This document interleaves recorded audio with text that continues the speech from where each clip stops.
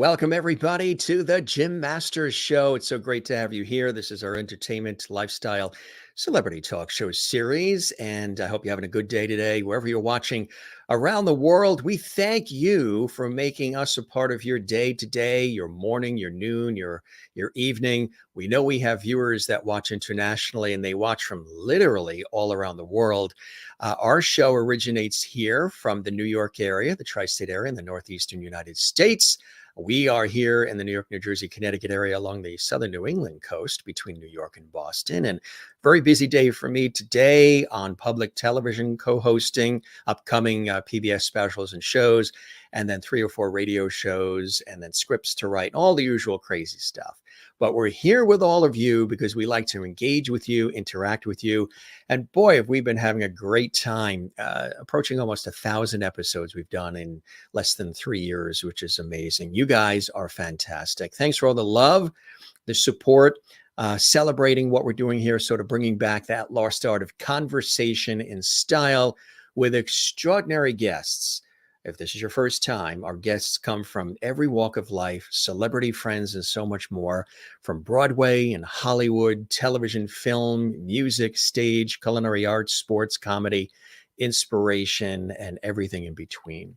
If you'd like to comment while the show is on, you have the opportunity to do that, because when you subscribe to the YouTube channel where we house these hundreds and hundreds of episodes that we've done, and you can do your binge watching accordingly, you can comment during the actual show's airing in the JMS Lovity chat room, which is a chat room that's available while the show is on, and you can say hello to one another. And a lot of you have done that over the couple of years already, which I think is fantastic. And it's really great when you do that, interact with one another, interact with us as well. We can see some of those comments as we're going along here.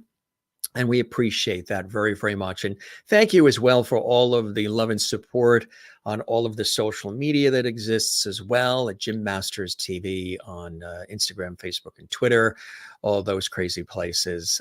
And we thank you very much again for joining us here on the show. And it's a pleasure as always. So now, with all that said, we welcome all of the new viewers, and as well as our regular Lovity Squad audience. Everybody in the United States, Canada, and Mexico, we welcome you.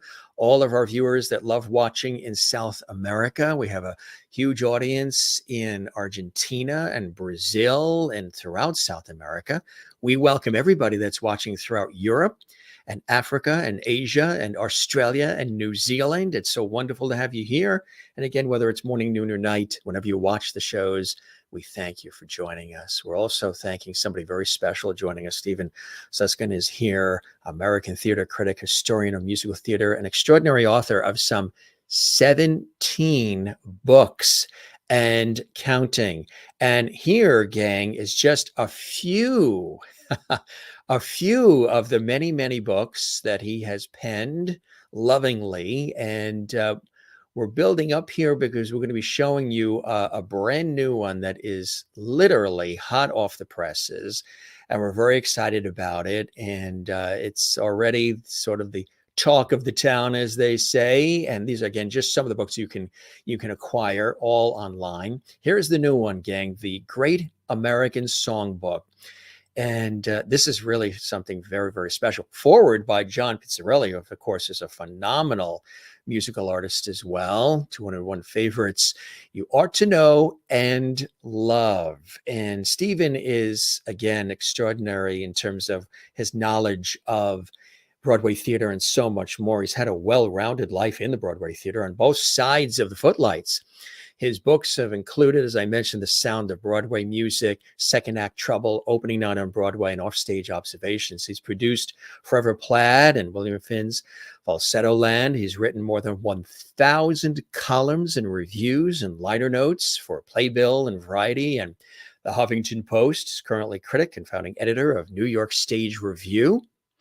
And and this book here is available through Backbeat Books, and they've been favorites among passionate music fans and musicians too, known for their depth, spirit, and authority.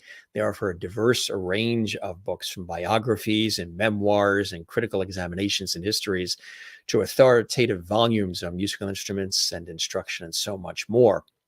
Now, the book itself, The Great American Songbook, Let me tell you just a little bit about it. People are already raving about it who have seen, advanced copies, things of that nature. Matter of fact, Michael Feinstein said a compelling read for those who care about the precious craft and legacy of American popular song. The anecdotes and stories perfectly complement the gentle and welcome analysis of these timeless musical treasures. The Great American Songbook. In an age of ubiquitous music and countless new songs releasing every minute, the Great American Songbook endures. After all, the songbook, that sprawling canon of popular songs, standards, and show tunes from roughly the 1920s to the 1950s, is a foundational text of American pop music. Rare indeed is the song that doesn't in some way draw on the magnificent corpus, and rare is the person who hasn't heard at least a few of its most enduring melodies. Nonetheless, the songbook is broader and deeper than most listeners can imagine. And on the margins, the question of whether this or that song should be included is the source of regular arguments among scholars and buffs alike. So attempting to plumb its depths, well, that can be a daunting prospect. Enter Stephen Suskin, who has been writing about music for decades, since the days that Rogers and Arlen and Berlin still roamed the streets of Manhattan. In this carefully curated and cheerfully opinionated guidebook, Stephen surveys 201 of the most significant selections from the songbook, ranging from celebrated masterpieces to forgotten gems. And year by year, he puts songwriters and their contributions in their context. And he explains what makes each song such a distinctive treat, whether, a wonderful melody, colorful harmony, compositional originality, or merely the sheer joy of listening to it. Old and new favorites await all readers of the painstakingly compiled, enthusiastically written catalog that has been put together. Again, here is the book. You're going to want to pre-order, get it. You can actually do pre-ordering now, which is exciting as it's coming out in April. And it is really, truly a pleasure and a delight to have him here and to have all of you here as well. So let's welcome our very special guest, Stephen Suskin, joining us here from New York on the Jim Masters Show series. Stephen, welcome to the show. It's an honor and a pleasure to have you here. Well, it's great to be here. Congratulations on this book, but all the others as well. You obviously love digging in deep, sharing the stories, sharing your thoughts. What is it about this particular book where the timing was right now to have it released and to share it with the world? Well, this book, what I was trying to do, I've written a bunch of them. In this case, I was thinking, I've got all these songs on my shelf, thousands and thousands and thousands and thousands. But I went through them all and picked out favorites, really more than 200, because there are so many good songs. But what I'm trying to do is basically share these songs with people who love songs. The songbook has all these songs in it, and people know a number of them, but they don't know where to go for more of them. So I'm trying to remind them of songs that they might have heard and forgotten about, and also show them songs that they never came across.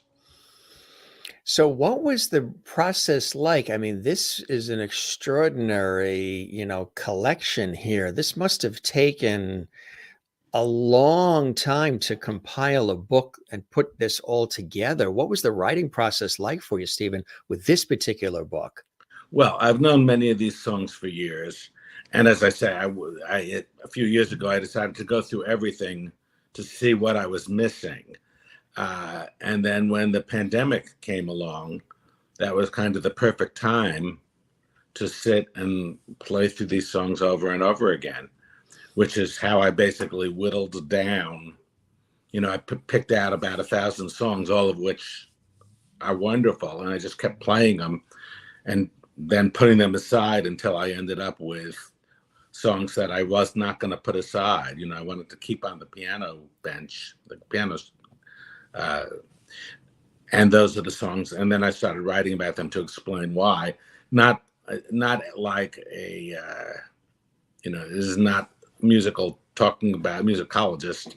This is basically talking as a fan to other fans. You don't need to read music for this book. You don't need to play instruments for this book. This is not that sort of a intense study. This is just me saying, look at this song. You're going to find this one interesting, I think, and why. That had to be, like you mentioned, the thousands of songs. It's just like when you talk to somebody who's making a CD and they've got all this music they want on the CD, and then they've got to narrow it down to those 9 or 10 songs.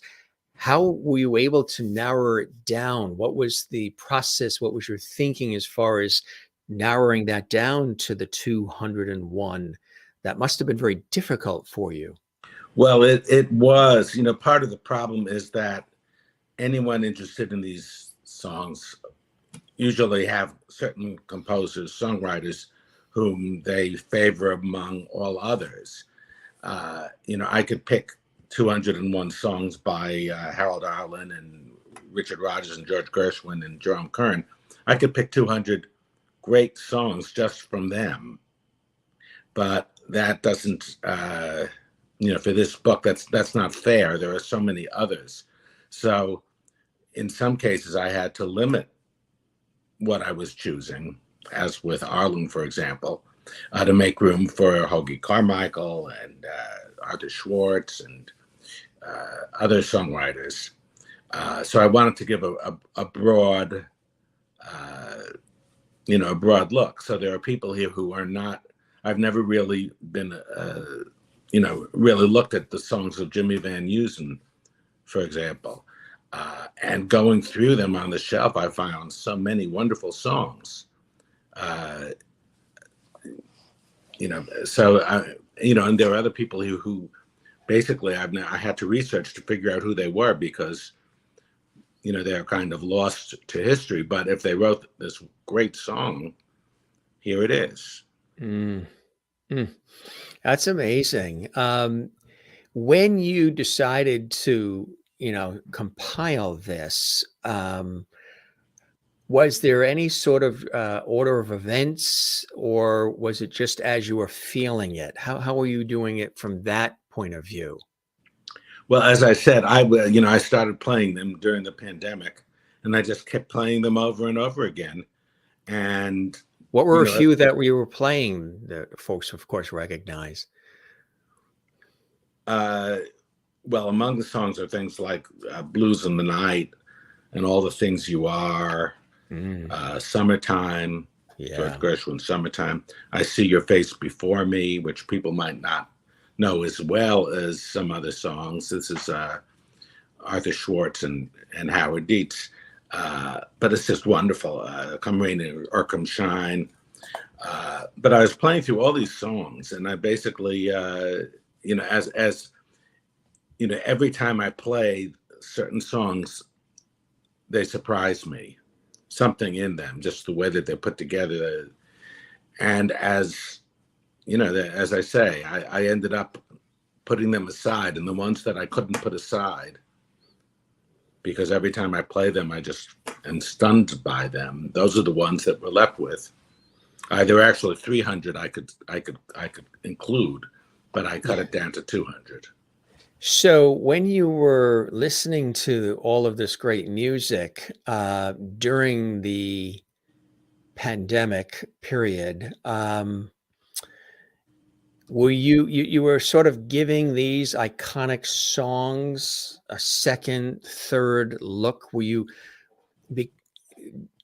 I'm saying is, did at all what we went through the last 3 years and seeing everything we've experienced as a society add anything to your reappreciation for the brilliance of all of this music, the importance of all of this music, and having material like this in our lives, even during times in our lives that might not be so happy, predictable, like we've been experiencing the last few years? Did it give you a deeper appreciation for material that you already appreciated just because of the experience you were living, we were all living?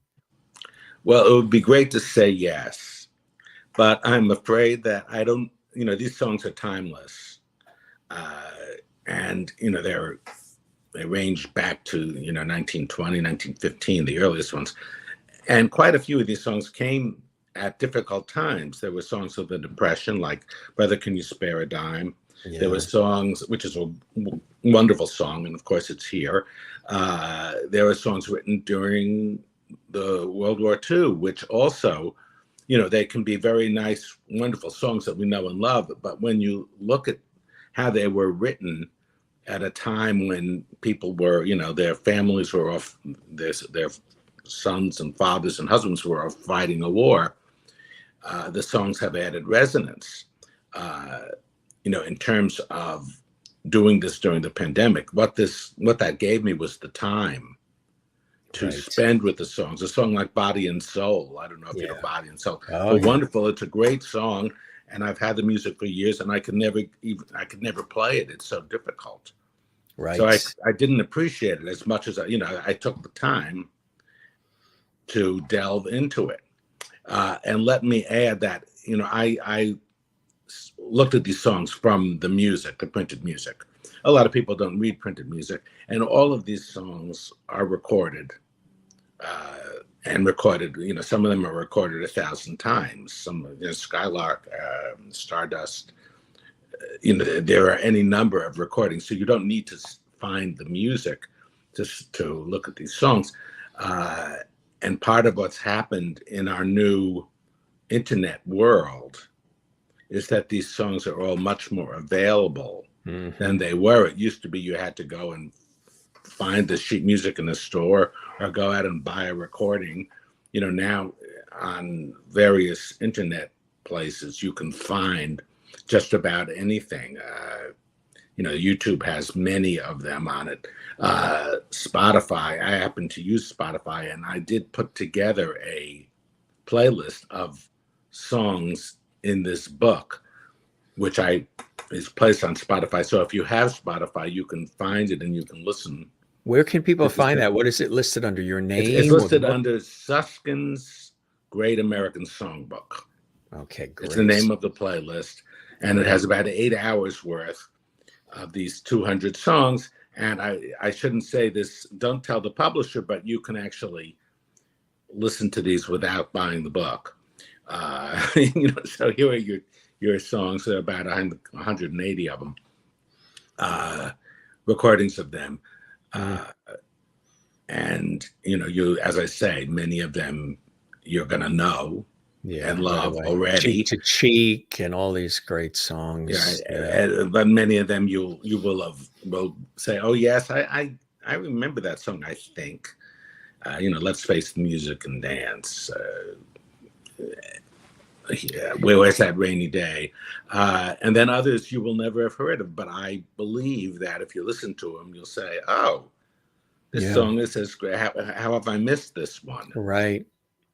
It's amazing. I've often said it multiple times over the years that you can hear a song, whether it's instrumental, vocal, choral, all of the above, and hear it, and then hear it again, and then really listen to it again. And every time you hear it, you hear little nuances, little different things that you didn't pick up when you first heard it, when it was just the excitement, the energy of just having that material come at you. If you give it you let it breathe and you come back towards that material and listen to it again, then you'll hear that little triangle that is in the middle of the song, or some other different things about the material that maybe you didn't hear. You appreciate maybe the oboe that you didn't hear in the beginning because you're listening to just the vocal part.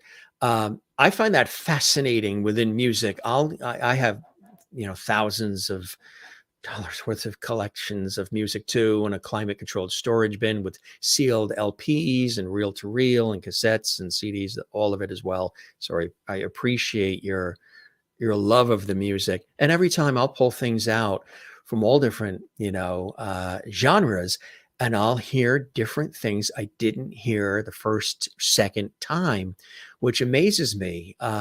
it's extraordinary. Did you find that? Do you find that as well? You can hear that Right. Well, same the song. music, you can listen to music, or you can, a lot of this, there's the music. You don't necessarily listen when the Right. music is on. You It's can listen coming. while you're driving. You can listen. They used to have restaurants, and they would have orchestras in restaurants in the 20s Easy playing. listening, beautiful music. Yeah. And so you're listening, but you're hearing, not necessarily paying attention. But something which I think is fascinating is that these writers basically,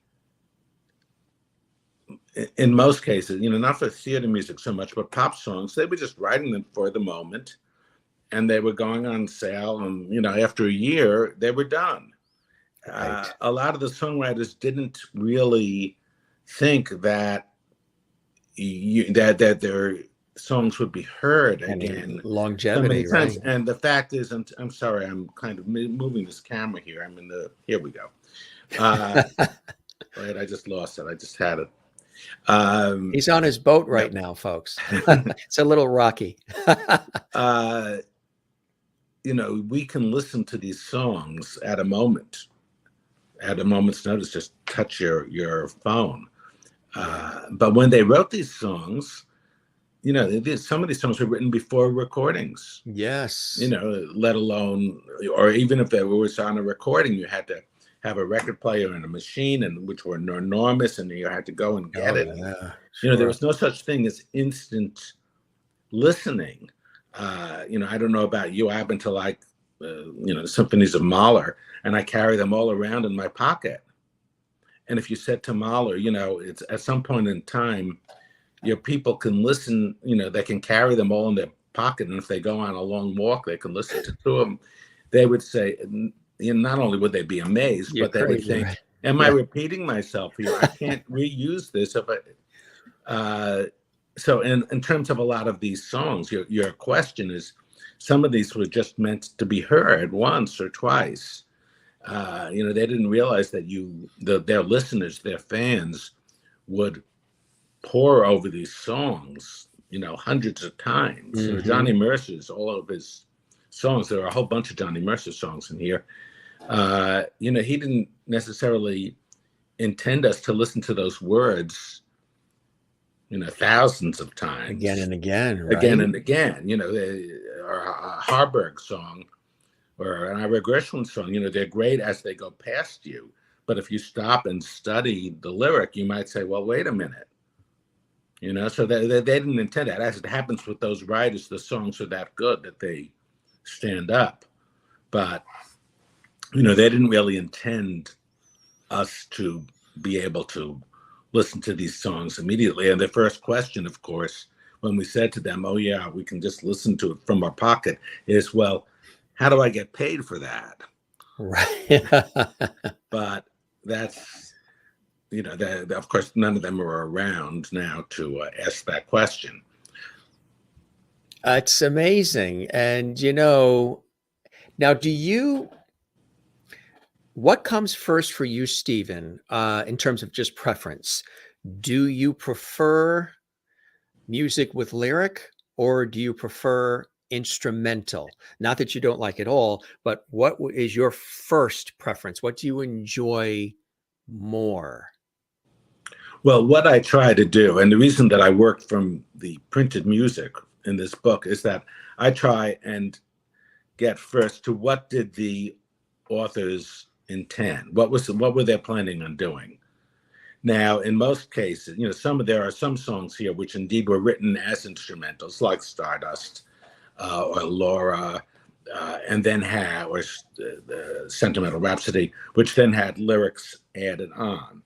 But in most cases, the music and the lyrics were written together, and a lyric phrase can actually inform the music that's written.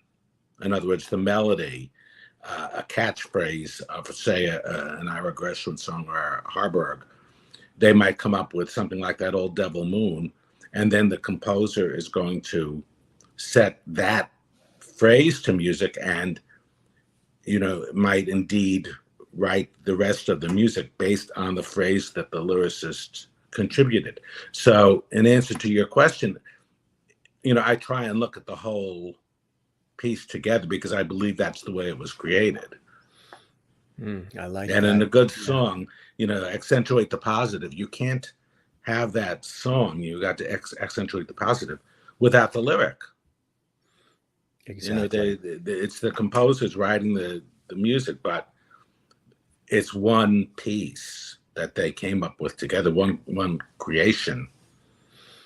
Did you also, in addition to what we're talking about in the book, did you, just from my own understanding, did you also, or do you also enjoy the Percy Faiths, the Manavanis, the Henry Mancinis, the Burt Bacharachs, all of those arrangers and conductors and orchestrators as well? Not, my personal preference is to hear what the writers were writing. Rogers and Hart once wrote a very funny song called "I Like to Recognize the Tune," in one of their musicals, in which it was about all the band leaders. And I wish I could just off the top of my head give you the, them going after in a lighthearted manner, the band leaders of the day murdering their song. And Rogers was known, and Berlin also were known to hear recordings of their songs and reject them and complain about them.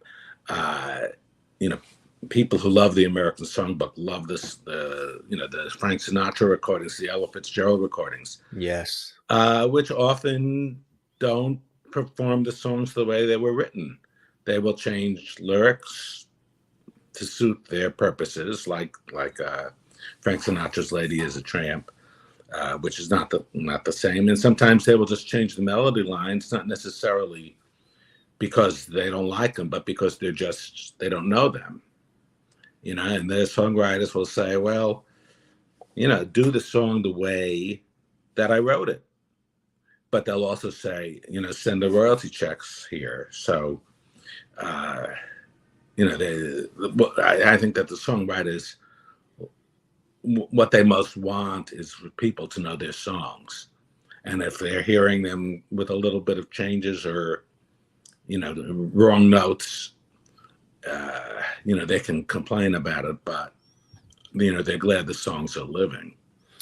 Because it is, the song is like their baby. It's like a child. They nurture it, they create it, they nurture it, and then they sort of fertilize it and they look after it. And at first, when it is altered, they might not like it right away. Though there have been pieces of music that I have heard over the years from a variety of different genres that I love the original, but then I hear a slightly different arrangement, maybe different instrumentation being put in, maybe a choral version as opposed to just the singular performer. And it sounds sensational. They've taken it, not that they've completely erased the idea of it or the feeling of it, but they've done different things to it that have expanded it in certain ways that have been extraordinary. Sometimes I find that fascinating. Well, it as can well. be, and there happens to be a song in the book where that happened, which is "Happy Days Are Here Again," which, when I was thinking of 201 great songs, it never occurred to me that "Happy Days Are Here Again" was going to end up in 201 great songs. But when I looked at it carefully, I found that it's a great song to begin with. Everyone thinks of it, it's a depression song, initially. "Happy Days Are Here Again," which it turns out it's not. It was written before the Depression. But then it became an anthem during the Depression of, looking forward to good times. And then in 1964 or so, Barbra Streisand recorded it, and Irv Kostal, who was a great theater arranger, rearranged it into almost a dirge-like song, which fit the time and fit the meaning of the song perfectly well, although it was thoroughly different from what the writers might have thought. So here you have one song which works in all these different eras.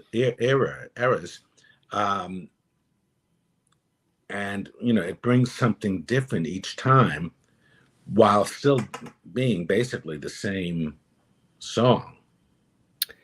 You know what I find fascinating too? You can hear even today, and I don't know if it's a trend or whatever it may be, but you can hear it in television commercials, you can hear it in movies, sometimes TV series, where they're taking elements from older material, classic material, and weaving it into the modern content of today.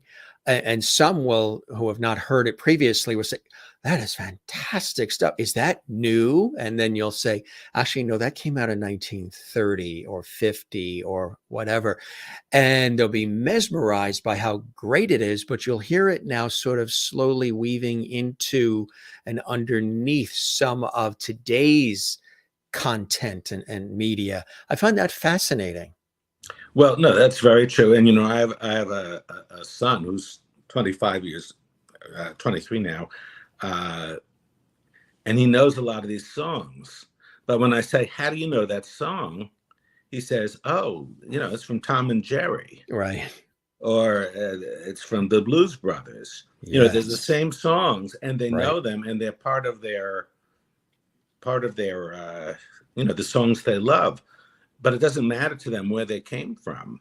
Right. Right, exactly. Some Rodgers and Hart stuff, and he knows it. And how do you know? Have you met Miss Jones? But he does. And that's incredible. Right, exactly.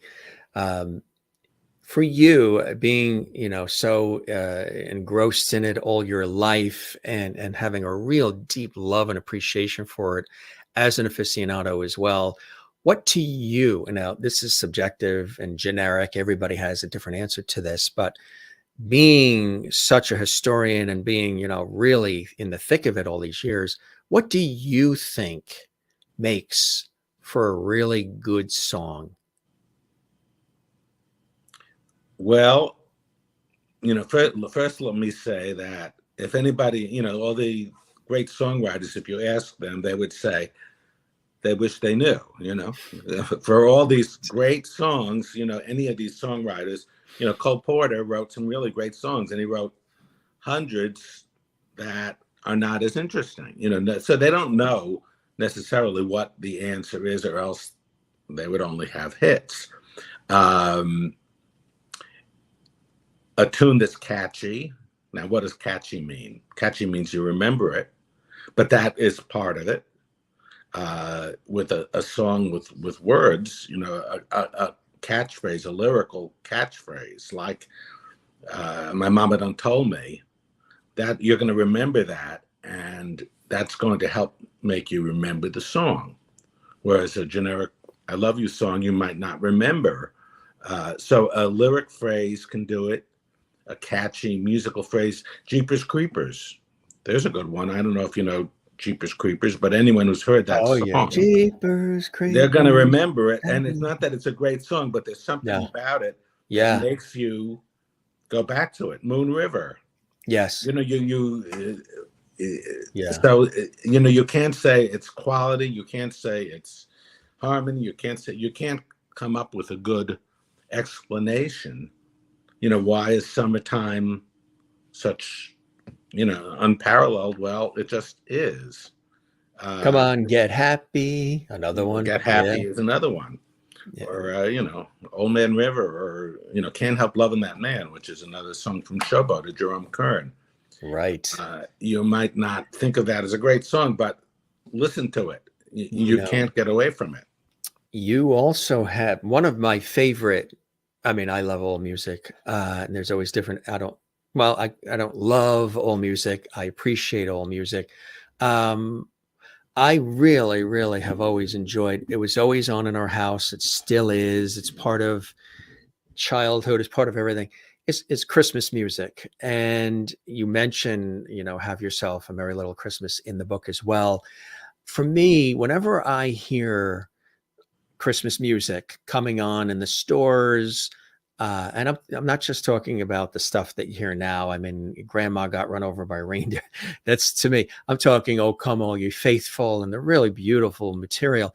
Um, it's like for me, because I tend to be a feeler of things. It's like a blanket that is placed over, that envelops, no matter what has happened all year long, the good, the bad, the ugly, the happy, the tragic. Once again, here comes this extraordinary music, many different takes, many different arrangements on these traditional songs, that come again in a reassuring way to provide some sort of comfort, some sort of stability, um, love and family, and holiday lights and trees, and just whatever it may be for the individual person. It becomes sort of like a great equalizer or settler in certain ways for me when I hear the Christmas music. People seem friendlier, whatever it may be, all the things that everybody always says, which we always hope for continues into January, February, and throughout the year, and doesn't always happen. But whenever I hear Christmas music, it's like a baby's lullaby we've heard ever since we've come out of the womb, and every year of our lives, there it is, reliable, beautiful, inviting. Um, Christmas music is really something else, isn't it? Well, like you say, it's like a blanket that wraps you up uh, in warmth. And Have Yourself a Merry Little Christmas is a good example of that. Uh, it's also, as I mentioned before, that was a wartime song. If you listen to the lyric, uh, someday we may all be together If the fates allow. if the fates allow. That was about your brothers and your husbands being off overseas fighting. Now, the movie it was written for took place in 1890, so that wasn't the case in the story. But that's what Hugh Martin, who wrote the song, was writing about at the time. It was actually he told me he'd started with a much more severe lyric, much more downbeat. Have yourself a merry little Christmas. It may be your last. Right. Which Judy Garland refused to sing. So they made it more user friendly. But it comes back every year, and it's it's a wonderful song. Musically, it's a wonderful song. In addition to the emotions it brings to you, and you was always amazed that these songwriters, they wrote the song and they got paid royalties for the sale of this and whatever it was, but it kept coming back.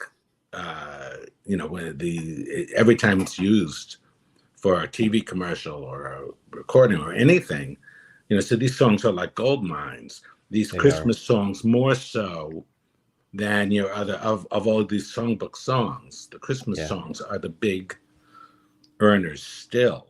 Yeah, they really are. And some of them, they just, it was an afternoon's work. Yeah. In hot Beverly Hills while they were, sweating it out in the days before air conditioning. So you never know. Also, have you ever played an instrument? Have you ever written music yourself? Has that ever been an endeavor? That has been an endeavor of yours? I play like a musicologist, which means, I can go through and find what I need, but I wouldn't necessarily want anyone to hear it. Right. He reserves it for the shower or the car.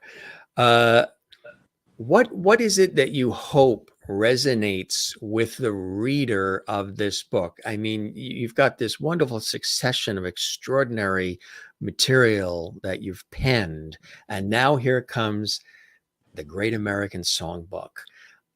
What do you hope people are left with, a takeaway when they read this book? I've done other books about music, and I've recommended songs, and certainly in columns and reviews and wherever.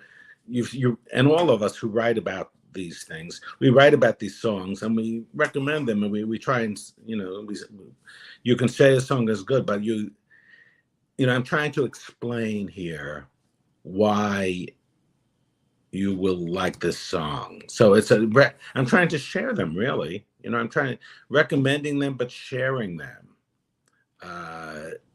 Because just in saying, in a review saying John Pizzarelli sang such and such, and it was wonderful, that's not enough, No. So I'm trying to give you more of a reason to go out and find these songs, which then will be a reward for you forever.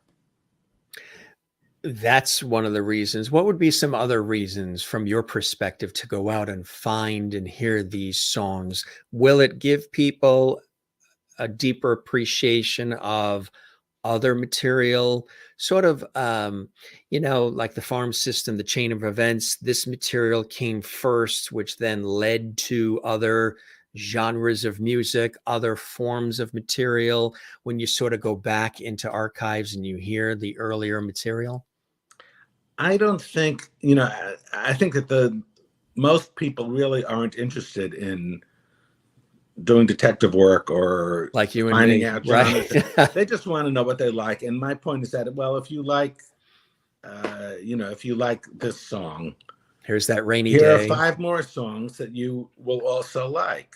That's all. It's that simple. And you can try them, and if you don't like them, don't. But you might find another song you like just as much, and another 10 songs, another dozen songs, which will just enhance your being. There are times when you're in the mood for, any sort of thing. But here, Too Late Now, again, wonderful song. Early Yes. Autumn. Once you hear them, you will go back to them if you happen to like them. But you won't go to them if you never hear them. So, I'm saying, okay, you like these Johnny Mercer songs, try this one. You like these Hoagie Carmichaels, try this one. Right. Harry Warren, and that's really all it is. So all I'm doing is just kind of like giving you a hint. And you break it down. I mean, you give some of the backstory of the song as well, and its uses, which I think is fantastic in breaking it down. Because sometimes we just hear the song and we don't know where it came from and what was the use, and we may know who penned it, but we just don't know what the purpose originally was. And you sort of explain that and break that out in certain ways, which I think is fantastic. You do that with I See Your Face Before Me, which I think is fantastic, and all of them. And it gives people a deeper appreciation when they understand, the germ of the song, what it was used for and the purposes of it and things of that nature. Well, what I've tried to do is find something interesting. Again, you mentioned all of them. When you said all of them, you didn't mean all of those songs. I mean all of the. I tried to say something interesting about each song. Sometimes it was historical, sometimes it was musicological, sometimes it was based on the lyrics. Sometimes, there's a song there's one there that's all about speakeasy, bootleggers. But the point of that is when you read it to say, oh, I should listen to this song. So it's a kind of a different avenue in. But my purpose in these stories were basically to, get you interested enough to listen to it, whatever it takes. Which is what, Michael Feinstein, when he's performing, or John Pizzarelli, they will also introduce a song with something, often with, I'm sorry, I'm getting lost here. Oh, that's okay. They'll introduce, you go left to go right. But they'll introduce a song with enough to get you, a hook. Right. And I just saying, okay, this is the song about, listen to this one. You've been getting some wonderful reviews from the Michael Feinsteins and others, which is extraordinary. I'm sure that's not surprising in any way that people who, interpret and make the music are loving this book as well. Well, it's not surprising. However, it's gratifying, because if they say, what is he talking about? That's another reaction. So fortunately, the people who've seen it have all had that, say, well, yes, we love these songs, and he loves these songs too, and he's telling you why. And again, all we want is for everybody to listen to these songs that they don't know. How do you define, from your perspective, what the Great American Songbook is? Not just this book, but overall, the Great American Songbook. For anybody who's watching right now, and they could be watching around the world, who aren't as familiar maybe with that phraseology as we are. Well, it's kind of a bad name, an inaccurate description. That, as I say in the book, if you want the Great American Songbook, you're going to probably start with Yankee Doodle. Yeah. But nobody, so the Great American, we define it as being just in our time, or from basically when sheet music started getting published, and then when recordings started, and then when radio started, and then when television started. Each, you had more access to these songs. So the songs are great by our standards. They're American, although there are plenty of non-American songs which are every bit as good. But this group of songs, I think that this came out of the there were all these recordings over in the 50s and 60s, the Ella Fitzgeralds of the world, and that's how it was described as the Great American Songbook, because they were singing Gershwin and Rodgers and Hart and Porter and Irving Berlin, Johnny Mercer. So I think that that's where the idea of the Great American Songbook, meaning great songs, popular songs from the 20s through the 50s, is how it was defined. Frank Sinatra, for example. That's how they define these songs. But it's not really a great name, because what's greatness, Right. I know that's sort of subjective as well. People will read the book and they'll see all of these titles, all the different songs. What are some of your personal favorites in terms of the songs? Maybe your top 5 or so of the ones you've included in the book itself, just ones that are your own personal favorites. Well, I think I've mentioned them in the discussion. I actually have a little list, as they say, because do you? Well, there's so many songs, it's hard to bring them up. But All the Things You Are, Jerome Kern and Oscar Hammerstein, Blues in the Night, Harold Arlen and Johnny Mercer, Come Rain or Come Shine, which is also Johnny and Harold. I See Your Face Before Me, Summertime, Skylark, which is Hoagie Carmichael, and Johnny Mercer, Body and Soul, Too Late Now, which is Burton Lane and Alan Lerner. It goes on and on. Early on for you, just taking a little step from the book, what interested you in theater? What interested you in music early on growing up? What were some of the inspirations? Did you come from a home that was filled with music and appreciation for the arts and theater? Young Stephen, as he was plotting his career and his interests, what inspired you early on, Stephen? Well, I came from a home with none of that. I actually, my prior book, Offstage Observations, basically discusses that at length. It tells how as a teenager I found my way, backstage and went to work sharpening pencils for David Merrick, who was a major producer of the time. So I basically discussed that whole that whole world, but basically there we are. I just found myself in that world and never wanted to leave, and just stayed, and I'm still there. Yes, after right, many exactly. years. Yes. What do you love about what you do? What are some of those blessings and joys in your life that keep you at it, keep you appreciating it, and looking at things from as fresh an approach as you can each time, still being mesmerized by it all? Well, what I find is, the reason that, a life in the arts is that it's always different. You go from Yeah. one project to another, and many things will be similar, but it's always a challenge, and it's always a different world and a different group of people. You can go and work at a factory job or whatever, any sort of job, and just go, every day for years Do doing your the day to same thing. day, And there are right? people who love that, and then when it's done, they go home and they, have their life outside of work, and that's fine. The people in the arts, we do what we love to do.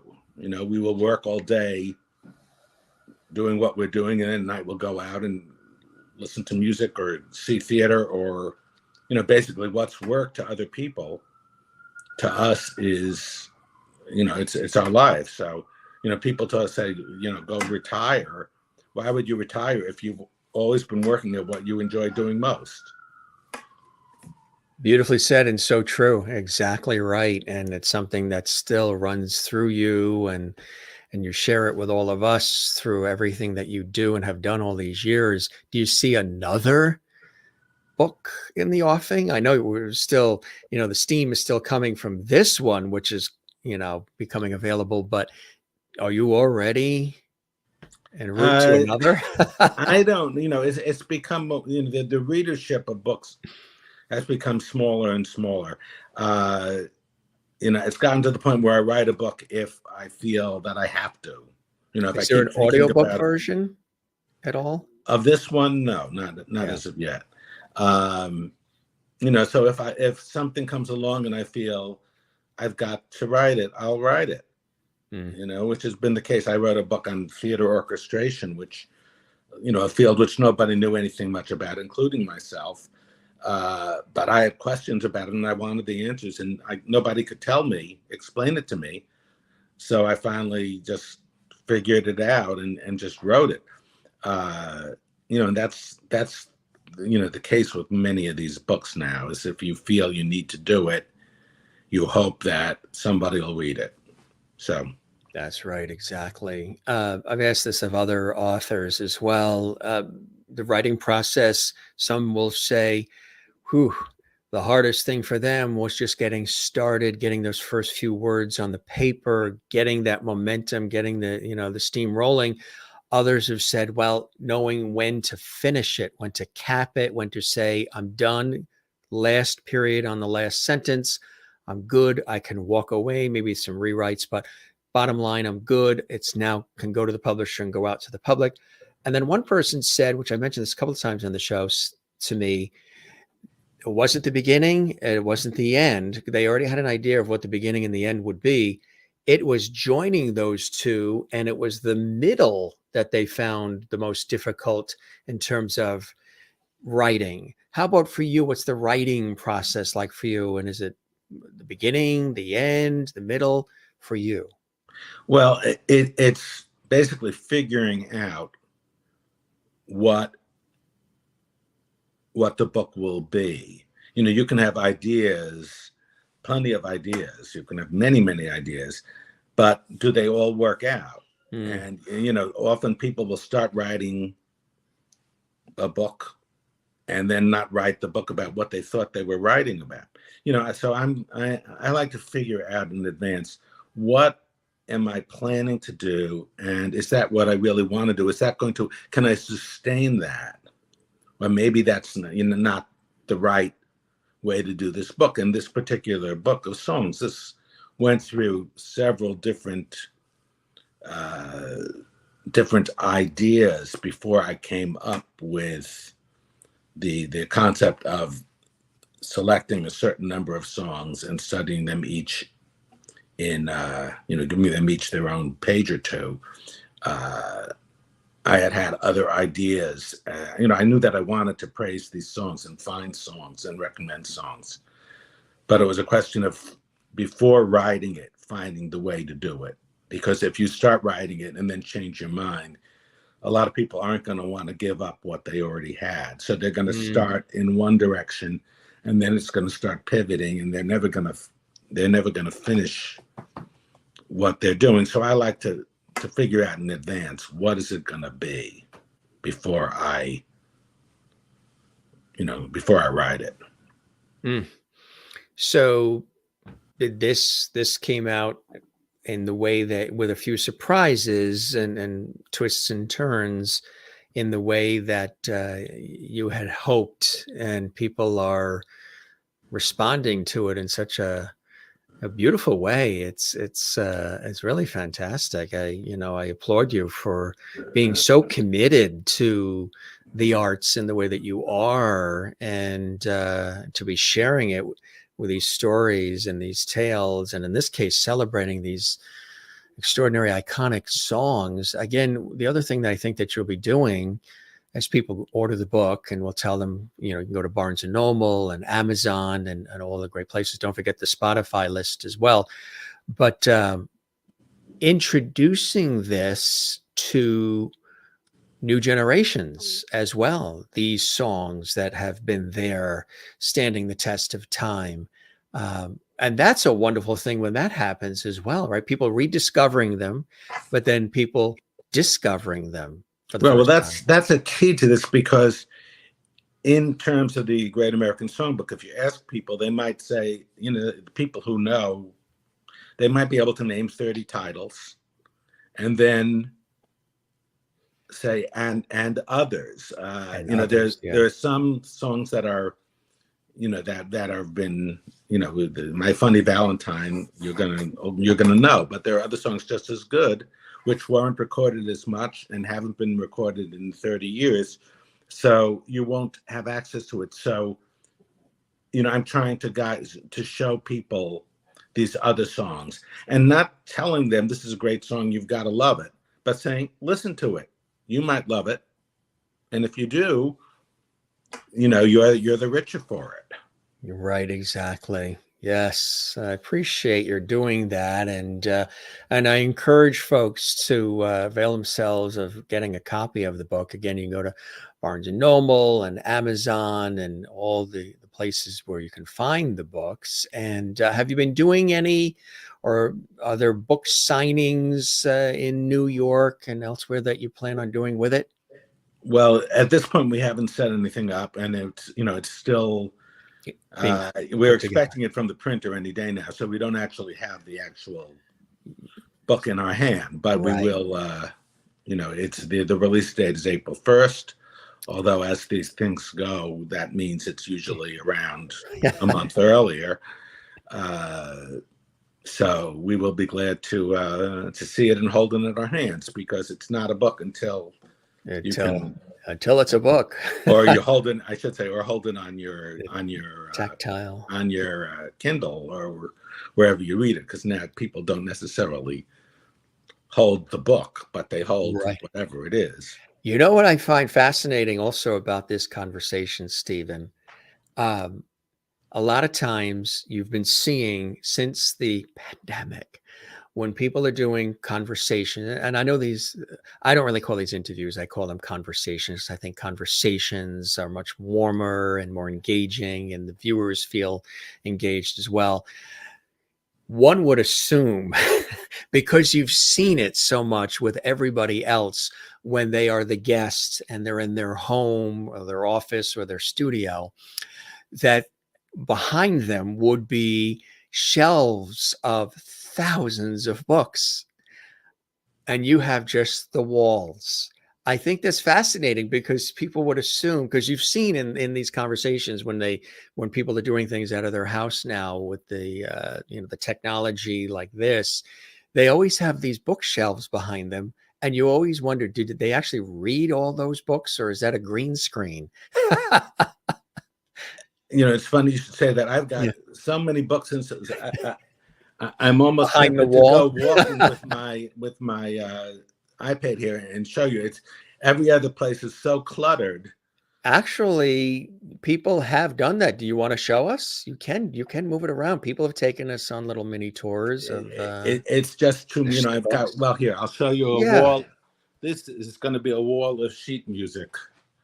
Uh, let's see if we, so you see, this is what I'm up against. Scores, and these are vocal scores here. And so it's thousands and thousands of pieces of music. And then you research stuff. So I picked that area only because this is a nice background and it looks. That's extraordinary there that I've you also got have. a shelf full of my own books, but I can't get a good angle of where I can sit to show to be in front of them. Now, do you have that all categorized and archived? Everything you just showed us, or the wall of all of the sheet music? Not well enough. Yeah. But part of what started me on this book basically was that I was looking at these shelves and shelves and thinking, there could be something really great up there on the top shelf, and I'm never going to get to it again because it's on the top shelf. So I started this by going through everything. That was the point. That's extraordinary. Thanks for taking on that little tour there. It was a little sort of CBS News Edward R. Murrow. We're at the home of Stephen Suskin in New York. But usually they plan in advance to do when they quite a used to gamble. visit the house of Jerry Lewis or wherever, Lucille Ball and Desi Arnaz, when they would do it. And I'd be leaning back in the chair with a big cigarette and the big screen in black and white on CBS. This was fascinating. This was fantastic. Congratulations on everything, because I know this is something that truly speaks to the essence of who you are, telling the stories, celebrating theater, celebrating music, and everything that goes along with it. Congratulations on the book. And I encourage folks, as I mentioned, there are many, many other books that Stephen has penned, and we encourage you to go back. And if you've missed anything, there are lots of great books, lots of great reading material. If you're a fan of all of this, and there's the Great American Songbook, 201 favorites you ought to know and love. The 201. I love the number 201 versus the 200. How did that happen with the 201? Was there just one that you had to slip in there that you needed to get in? How'd that happen? Actually, there are 202. But that true, yeah. No, 200. Again, it was a question of how many can you put. When I came up with, okay, let's do 200, the publisher said, no, 201 is better. It just stands out. So I said, okay, it's catchier, I guess. I say 201. And then, actually John Pizzarelli, who, yes, I don't know if all of your listeners know him, but he's just an amazing performer, and of course chip off the old block from Bucky. Right. Yeah, so it's great. And he wrote this wonderful piece, and one of the songs he was talking about wasn't in the book, so that's why it's 202 songs, because I added it in because I figured I really ought to. There are easily another 100 songs I could have put in here, so it's not like it was missing. But do you see another book coming with more music, more material?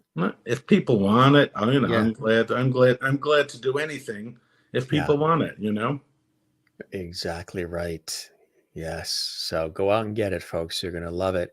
This was fantastic. One last thought here before we head out for the hills. The cover. How was the cover thought of? Obviously, it's in the shape of a piano. How did you come up with the cover design, or the graphic artist people? Well, I gave them ideas. Yeah. Which are totally different. And they came up with this. They wanted to make it. If you put up covers, my show tunes book, which are covers full of miniature covers, like postage stamps of songs. Yeah, that, for example. We could have done the same thing here, but they wanted to make it a friendlier and more just it's a different, there's a style to this cover. There is, and it's yeah, a friendliness, and it's a non right. The lettering, everything about it. I really liked it. It wasn't creative, at all colorful. what I thought about. Right. But, it's creative, colorful. It's succinct. You have an idea of what to expect. Right, and it's not overwhelming you with all those covers. And part of what we haven't mentioned is that when I went to do this book, I said, it would be great if you could put some illustrations in it, not realizing that they were going to give me, 200 illustrations, black and white illustrations, and then add another 96 full color. So you have, half of these songs, basically, you have the original cover artwork in full color. So we really didn't need it on the book cover. Right. It's all in here. So it's actually a great book to look at. I mean, when I started writing books, you couldn't have illustrations. And if you had, you couldn't have color illustrations. It didn't work. Right. But here we've got almost 300 illustrations in the book as well. So it's full of art.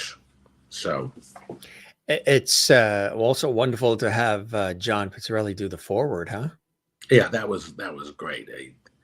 When he comes here to wherever, I always try and go and listen to him because he's a true talent. Always surprising, and he loves these songs, but he always has a viewpoint about them that make you think, oh yeah, this is how this, this is enhancing this on everything he does. You were gracious enough to take us around the house there. I just wanted to show you somebody that usually pops in on the latter part of our episodes of the Jim Masters Show series. Mr. George Burns is with us with his cigar and his red pocket square. My aunt was talk about collecting things, a serious collector of thousands of dollars worth of very pristine dolls of all kinds. And this got passed down to me, the George Burns, and he's loving the conversation and knows all the songs that you're mentioning. Right. Unfortunately, he didn't sing any of them because they wouldn't have gotten their way to the book. That's right. He'd introduced them. That's it. Mr. George Burns popping in a little bit there. Stephen, this was really a pleasure, and hopefully maybe in the city at some point we will meet or be at the same event. That'd be great, Jim. I really appreciate all the time. And what are some of those blessings and joys that keep you doing this work in your life? It's just, if you find something you're interested in, it keeps paying you back. It's that simple. Theater and then music. You go and you listen to things and you see things, and every once in a while you're hit with a surprise. Yeah. And you say, I never would have, I'm not interested in this sort of thing, but this is wonderful. Right. And it just opens you up. For years as a theater critic, like in the 90s, you go to these new musicals and most of them were not very good. And you would think, I'm just not going to like anything new because I'm crotchety. But then in the last 20 years, all this wonderful stuff has come along. So it's not, we went through like a dark period.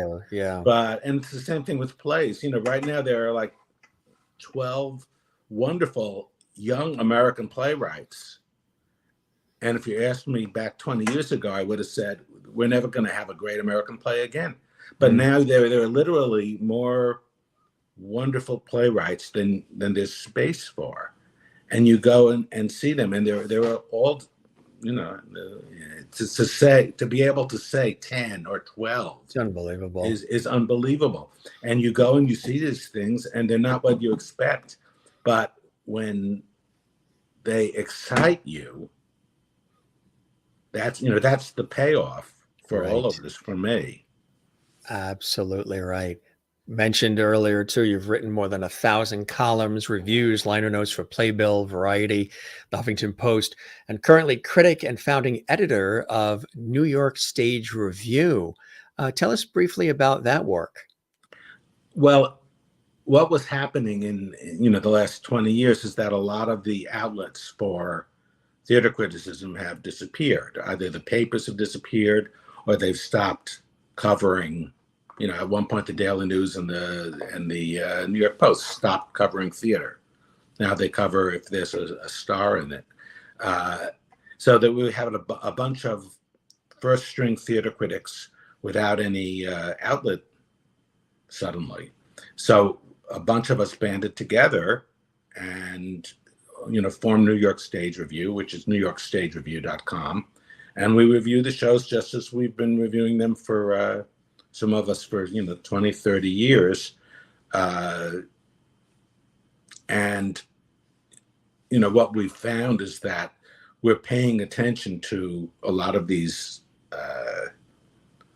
unusual, not the big commercial shows, but the not necessarily commercial ones. And we're giving we're shining a spotlight on great plays and great musicals, and writers who are starting out and who have a future. So we're thrilled because we can guide people towards things which they might enjoy, might want to see. That's fantastic. And we showed the website for it if people want to check that out more as well, newyorkstagereview.com. Again, Stephen, congratulations on the book and everything. And we look forward to welcoming you back. We'll keep, as we always say, the porch light on for you. And I hope the show... That sounds like an old song lyric. Keep the porch light on. We will definitely do that. And hopefully the show met whatever expectations you had and you enjoyed the time with me and with us very as much as Jim. I have with you. Okay. Well, thank you, Jim. It is, my father has always said, and I mention this all the time on the show, since we were children, my father has always imparted this wonderful adult-like information and these little nuggets when we were kids. And one of the things that he's always said, in any moment when somebody says something kind or nice, now I'm 9 years old and he's telling me this, but I remember whenever anybody says something kind or nice to you, ask them to please put it in writing and address it management. Now it's email it, but that's it, right. It's the same. Whoever the management is, as long as management gets those kind words, you're in a good place. Stephen, you be well. Thanks again for joining us. And thank you, Jim. Congratulations on the book, and hope to chat again real soon. You're welcome back anytime. Okay. So long. You be well. Stephen Suskin, he's an extraordinary American theater critic, renowned historian of musical theater, author, lover of music, and so much more, lover of life. And what a great conversation we had. Just want to show you again, these are just some, it's like 17 now and counting, books that you can get that he has penned. Extraordinary reads, every single one of them. And of course, leading up, and this is just a few, folks, but leading up to this, and not only now do you know about the purpose of this book, and you've heard from the author and his writing and his passions and the reason for it, but also even the cover design and just what it was like putting it together. And really, he's an icon in the industry. And to have him stop by the Jim Masters Show live series was really extraordinary. You're going to get a real nice rediscovering happening of this iconic material, the music, or for some of you, the music may have slipped by And you're going to get a chance to now. What's going to happen is you're going to read the book and you're going to, read up about these iconic songs. And then more than likely, if you don't already have them in your collection, you're going to probably find ways to hear the songs, whether you download, purchase, whatever. The Spotify lists that Stephen has as well.